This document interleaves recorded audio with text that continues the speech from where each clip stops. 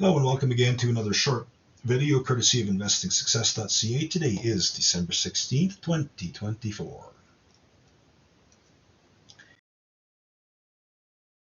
In this short video, I want to look at element number 92 on the periodic table, which we otherwise recognize as uranium.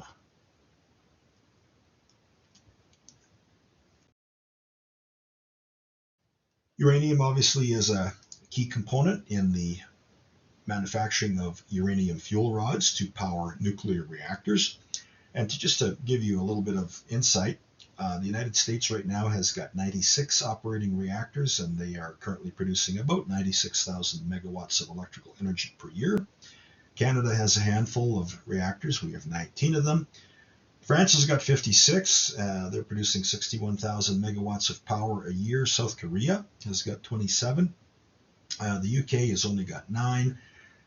China is a significant player with 55 reactors, and they're producing 53,000 megawatts of power per year.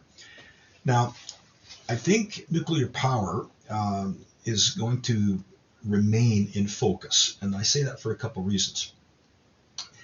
The environmentalists, despite the nuclear waste aspect of it, they like nuclear power because there's no carbon dioxide greenhouse gas emissions. We're also going into this AI development phase in the technology world, and as we embrace more and more artificial intelligence, that is going to require more and more of these AI data centers, and that's going to require more and more servers, and these servers that run these larger AI chips are going to be consuming a lot more power. And so there's going to be a lot of pressure on countries to push their nuclear reactors to maximum output to generate more electricity. There's going to be pressure on countries to perhaps refurbish and bring back into service nuclear reactors. And of course, places like China, they're building even more reactors as time goes on. So I think you're going to see a pretty steady demand for nuclear going forward. Now compare that to 10, 13 years ago when we had the disaster at Fukushima. Certainly the world has put that in the rearview mirror, and we are again in a position to embrace nuclear. The other theme that's playing out too, don't forget, is this whole concept of these SMRs, small modular reactors. And these are literally the size of a suitcase and can run a small town from one of these small modular facilities. So you're going to see a number of those come into focus here in the coming years, which is going to add even further then to the demand for uranium to make more uranium fuel rods.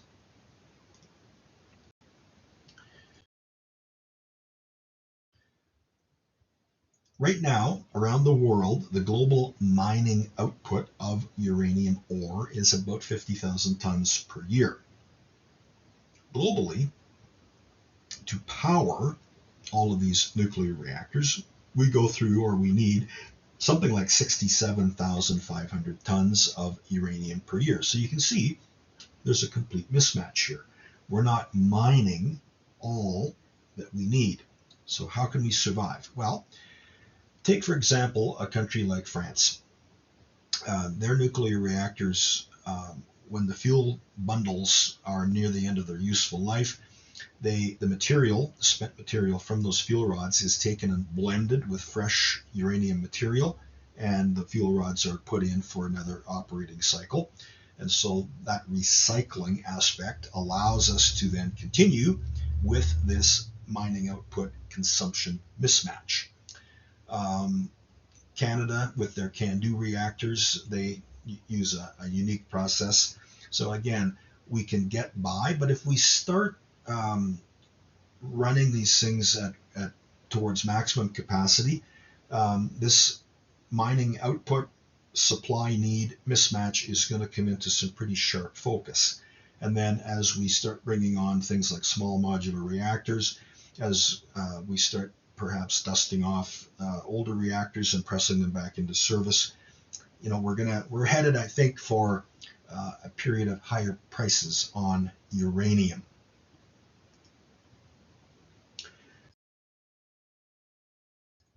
Now, the other program that has been in fashion for, I'm going to say the past maybe 15 years or so, has been an agreement with Russia whereby the Russians are taking their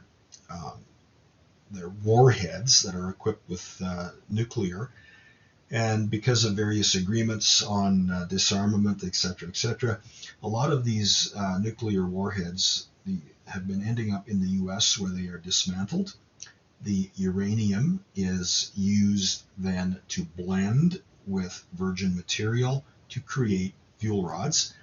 And so this has really been a source of, cheap uranium, and it has also made the world arguably a safer place because nuclear warheads are coming out of service and being taken off the market, as it were. But look what Mr. Biden did in May of this year.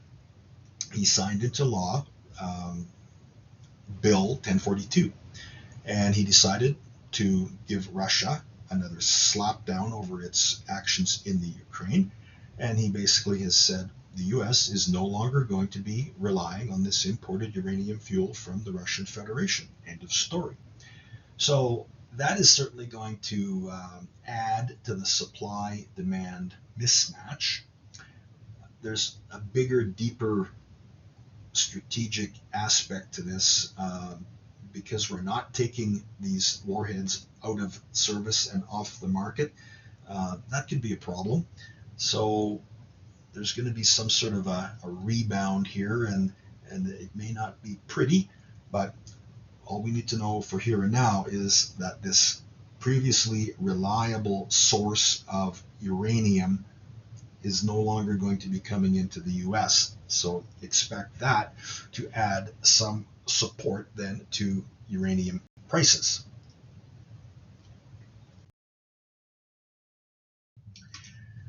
On my Optima software, I actually found a chart for spot uranium prices, and it's in US dollars, and it's price per pound. I ran the periodogram software on the weekly chart, and I came up with a weekly cycle, a dominant cycle of 216 bars on the weekly chart. And at first I wasn't sure if that was meaningful or not, but it actually is, because I've learned that when you put a load of fresh fuel rods into a reactor, that load of fuel rods typically will last you about 4 years before it has to be replaced. Well, 52 weeks in a year, multiply that by 4, there's your 216-week cycle. Now you can see on this chart that in early 2024, we had the terminus of one of these 216-week cycles, and look what uranium did. It peaked at just under $106 a pound. Now, since then, uranium has been softening and declining in price. If it wants to follow Fibonacci mathematics, and I don't see why it would not, if it wants to retrace 38% of the move from 2017 to 2024, you could see uranium pull down to like $72 a pound.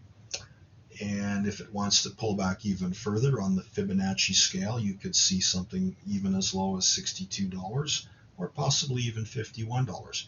But I don't think we're going to get down to those levels because, like I say, there's more demand coming online with these AI data centers. We've now put the kibosh to importing nuclear warheads from Russia.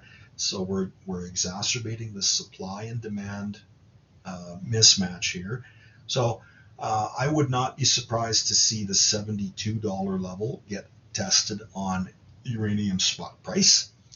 Now, we've also got on this chart a secondary cycle that I've identified of 143 bars on the weekly chart.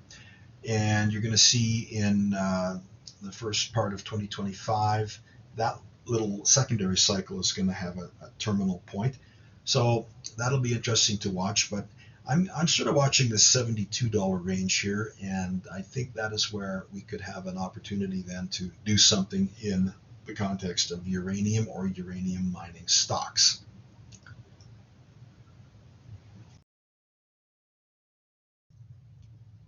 Now, one of the big uranium miners in the world is Cameco. They're headquartered in Canada. They have a number of operating mines in the province of Saskatchewan, and they have some other projects in the development phase in other places around the world.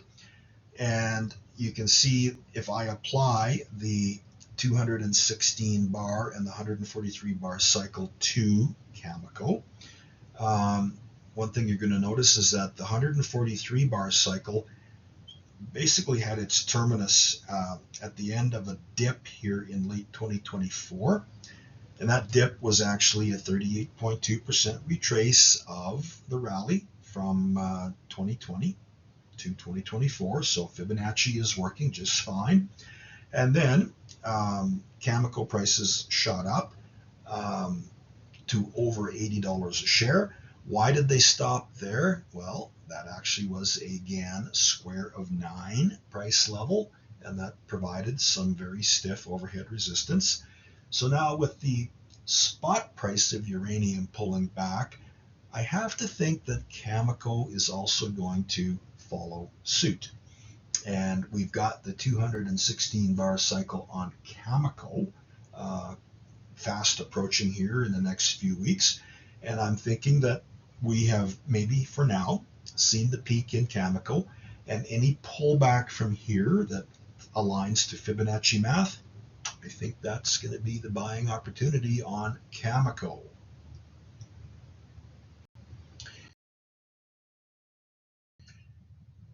So, taking a deeper look here, we can see that Cameco rallied from September through to just recently.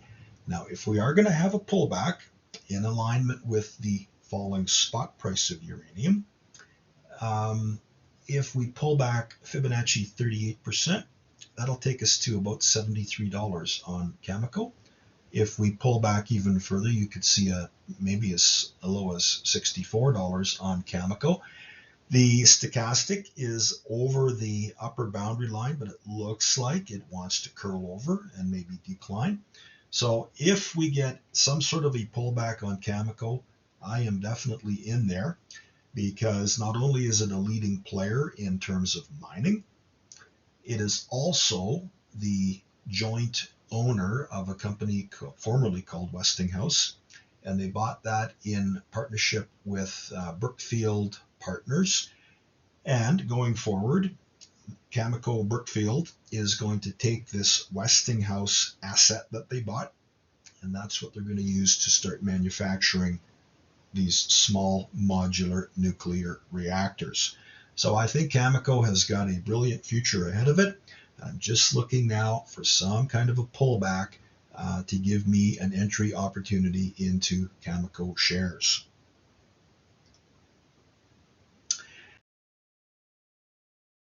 And that's it for me for now. So don't forget, you can find me at investingsuccess.ca. The 2025 Almanac is out there.